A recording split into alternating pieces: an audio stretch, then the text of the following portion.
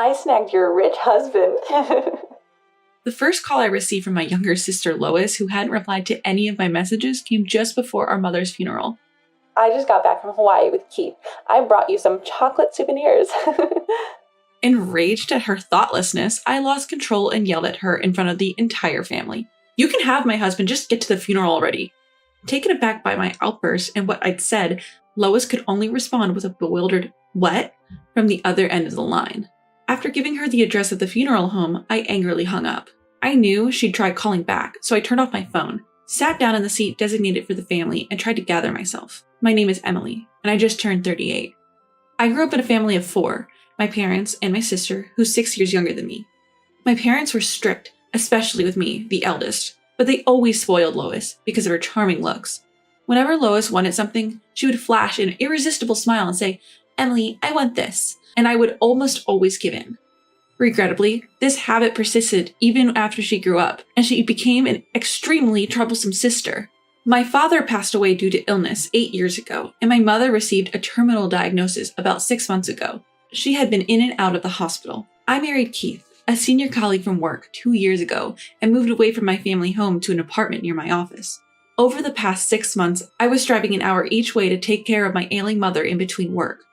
Lois had moved back home and quit her job a year ago after breaking up with her then boyfriend. Still, she insisted that I was better at caregiving and kept pushing the responsibility onto me.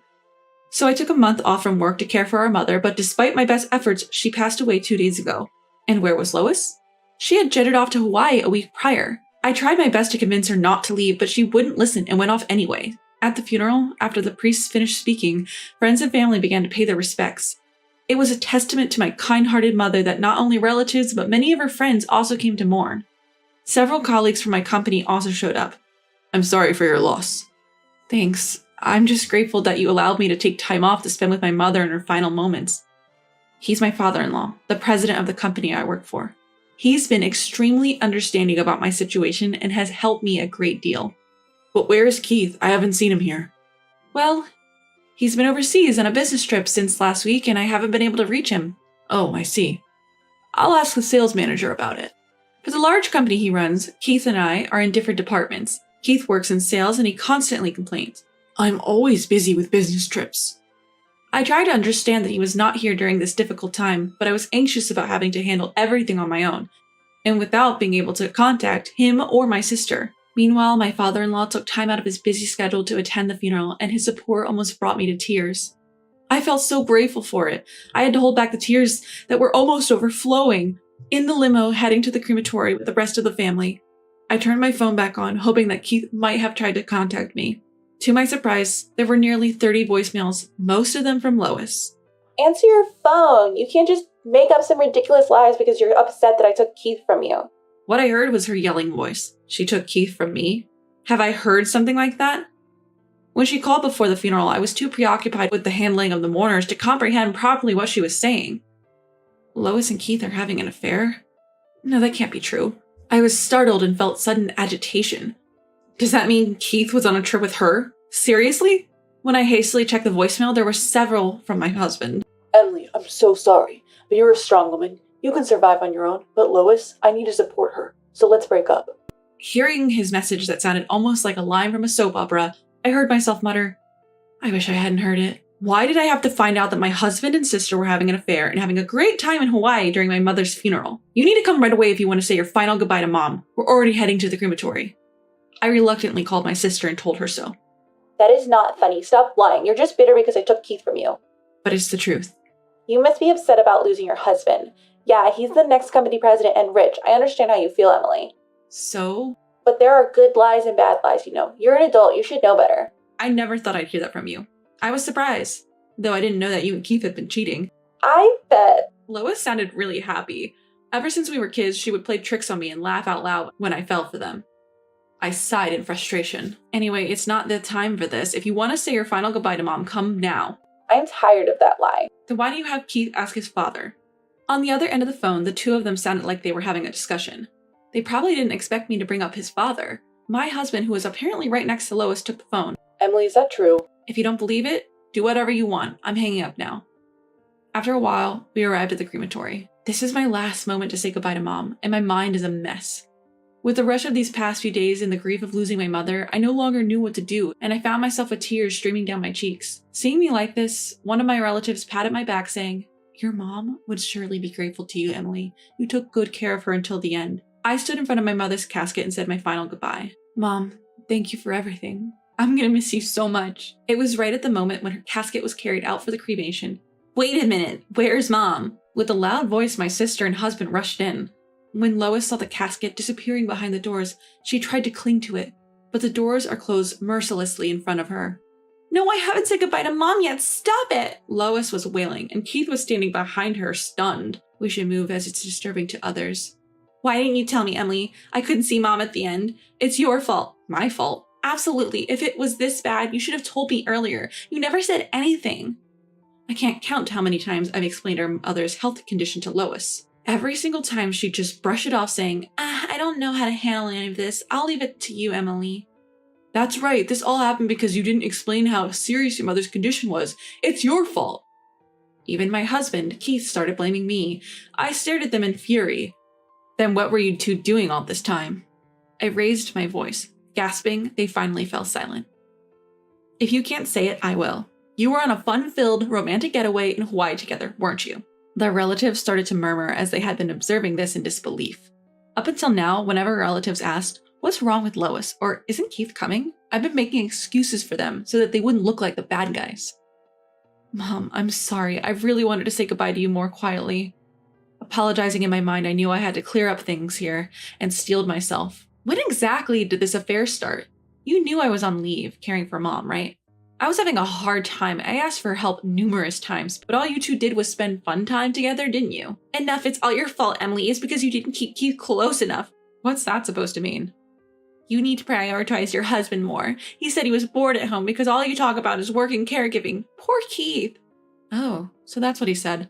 As I glared at Keith, he quickly looked away, avoiding my gaze. "Emily, you managed to marry a rich future company president, but you got conceited. That's why he got snatched away by me. You always do this, Emily." In reality, every time I had a boyfriend in high school or university, Lois stole them from me. The only time it didn't happen was with Keith because Lois was already living with her boyfriend at the time. What a shame. From now on, I'll be with Keith and become the future president's wife, so break up with him. Fine, you can have Keith. I'll divorce him. By then, I didn't care about anything. When I decided to marry Keith, I had no idea he was the son of the president. He was working at a regional branch and came to work at the headquarters in my department. Keith was bright, friendly, and good at connecting with everyone, quickly becoming a part of the team. I started to have feelings for him as he approached me. We started dating, and when he proposed eventually, I happily accepted. It wasn't until I visited his parents' house that I found out his father was the president of the company I worked for. It was a real surprise. "So promise me, don't come back later begging you don't want a divorce." "I won't do that." "You're sure you want to leave me?" "Yes, I am." "If you leave me, no man will marry a workaholic like you. You know that, right?" "I can live my life as I like on my own, but for today, please say your final goodbye to Mom properly." Keith and Lois exchanged looks, smirking as if they'd won. The relatives furrowed their brows watching the situation. "I'm really sorry for showing such an unpleasant scene." As I was apologizing to my relatives, I heard Lois whisper to me, "Always playing the good girl. I hate this about you." I've put up with a lot because she was my little sister, but I'll stop considering her as such. I'm getting divorced from Keith, and I have no family left. All I need to do is prepare myself for that. I bit my lower lip hard. 2 weeks have passed since then. I moved all my stuff out of the apartment I had been living in and started living in a new condominium that I had leased near the office. I even put my parents' house up for sale, and there's nothing left. Lois began living with Keith as I moved out. Of course, Keith and I have already completed our divorce papers and submitted them to the courthouse. I'm sure they're happily starting their newlywed life right now. Well then, I've finished handling Mom's paperwork. Now the revenge begins. Watch over me, Mom. I smiled at my mother's portrait, picturing the events to come. Enjoy your newlywed life while you can, you two. The next day, while I was at the office for my job reinstatement, a lot of voicemail messages piled up on my cell phone. "Hey, what's going on? We're divorced, aren't we? Why do I have to pay $30,000? Anticipating that they might come to my new place if I leave them alone, I decided to meet at a local diner. As soon as we started talking, Keith was frothing at the mouth and yelling, "I received a document from a lawyer. What's this all about? We're already divorced, aren't we?" "Exactly. I don't understand." I had asked a lawyer to claim $40,000 from Keith as my share of the property and $30,000 from Lois for her part of the medical care coverage for our mother. The documents must have arrived at their place. It's something that they should have expected, but they probably didn't. I was exasperated. You just need to pay what you owe. That's not fair. Listen, don't think you can get away with what you've done. I've suffered from tremendous emotional distress. Should I sue you for that as well? Emotional distress? You cheated. That's a fact. So pay up. They fell silent for a moment, probably realizing they couldn't argue with the law. Then, after a while, Lois started looking down at me. So, Emily, you're just after the money after all. Fine. I'll let Keith pay. If I borrow money from my dad, we can easily prepare the $70,000. Keith, I know you don't have any savings. Lois, are you really okay being with a guy who doesn't have any money? Keith will become the president soon, then he'll be rich. It's just a bit of patience. Oh, Lois, you're after the money too, aren't you? No, I have plenty of love. Dad has been saying for a long time that he'll retire when he turns 65. So in 2 years, I'll be the president. Really? It'd be great if you could really become the president. I'm definitely going to become one. I'm the only son. I wonder. Finally, I couldn't hold back any longer and burst out laughing. I can't believe this. Has she finally lost it? I heard my sister saying. But the real stage of the revenge that I had set up is just starting. Keith, you've been missing work for quite a long time, saying it's because of the family funeral, right? Well, my mother-in-law is family too. That's true. But the company knows what you've been actually doing. Huh? You don't know that your father was kind enough to attend Mom's funeral, do you? I had purposely not informed Keith and Lois about this, so Keith believed that his father knew nothing about what was going on. I've let the company and the president, your father, know that you lied about taking family leave for caregiving and went off to Hawaii with your mistress instead. Oh, that was... You never did any caregiving at all. You have the gall to act so brazenly, and you've been off work with Lois on several of your business trips, haven't you? I've reported that too. How did you find out? Lois has been posting photos on social media showing where and when she went out. Plus, there were a few pictures with you in them. How shocking. Huh? Huh? You knew about my social media? It's the same account you had back when you were in high school. Of course I'd know. Lois looks uncomfortable, and Keith is taken aback by my words. Hey, is it true that Dad knows everything? Just as my mother was family to you, your father considered her his family. And of course he would know about the family funeral, as it should be reported to the company. Even after the funeral, he cared about me and had contacted me several times. So I had reported all the past events to him. He is quite furious. Also, he said he has absolutely no intention of making you the next president. Huh? But I'm his son! He said he doesn't remember ever saying that our company follows the principle of hereditary succession. Also, he told me to convey that he doesn't need a son who would do such disloyal acts. Huh? So Keith isn't going to be the president? As I silently smiled at them, their faces turned pale. I decided to press them even more. And just to let you know, I'm becoming the president starting next month. Huh? Actually, I had just received the official notice from the president and my superiors at the company. I have officially been appointed as the new president. There is no way they'd let you become the president. If you think it's a lie, why don't you call your father right now and ask? Keith is frantically calling his father. Lois, his new wife, is watching anxiously. So Emily is becoming the president. It was true. So I can't become the president's wife? If I knew that, I wouldn't have stolen you from Emily. But you just told me you love me. That was including your money. What did you say? I couldn't stand the couple starting their squabble in front of me, and I got up. If you want to fight, do it somewhere else. Oh, I'll be expecting the payment. Thanks. Wait, please don't abandon me.